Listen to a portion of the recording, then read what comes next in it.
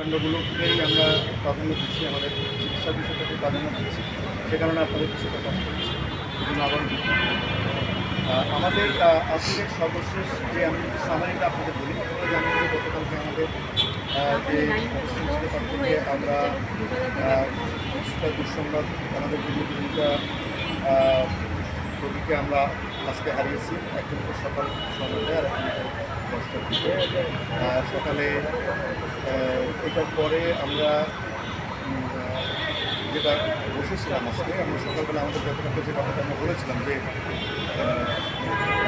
আমরা বিভিন্ন টিম যেগুলো আসছে তাদের সঙ্গে বসে একসঙ্গে মিলে আমরা আসলে ডিসিশনটা যার ফাইনাল ডিসিশনগুলো আমরা আমাদের প্রত্যেক ইউনিট ঠিক আছে তারা সবাই মিলে বসে আমাদের বোর্ডসহ বিদেশি যে ডাক্তাররা আছে তাদের সহ সকালবেলায় আমরা বসে একেবারে ইউনানিমাস মানে ডিসিশনের মধ্যে কোনো পার্থক্য নেই।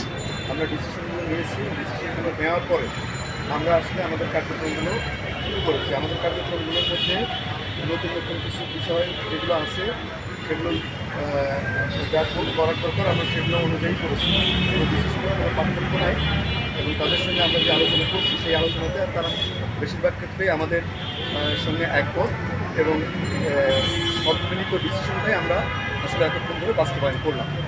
আর আমি খারাপ খবর হিসেবে একটা ভালো খবর আমরা বলি, যেটা গতকাল থেকে আমরা বলেছিলাম যে আমরা কিছু পেশেন্ট বিশ্বাস করবার জন্য প্রস্তুত। আজকে আমরা দুজন রোগীকে বিশ্বাসের ডিসিশন হয়ে গেছে।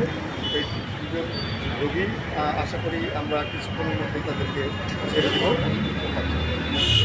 দুজনই বাচ্চা। এই হচ্ছে আমাদের কাছে আপডেট। এর সাথে আমরা আরেকটু আপডেট দিব, যেটা আমাদের ক্রিটিক্যাল পেশেন্টের সংখ্যা এই মুহূর্তে 4 জন এবং সিরিয়াস পেশেন্টের সংখ্যা 9 জন।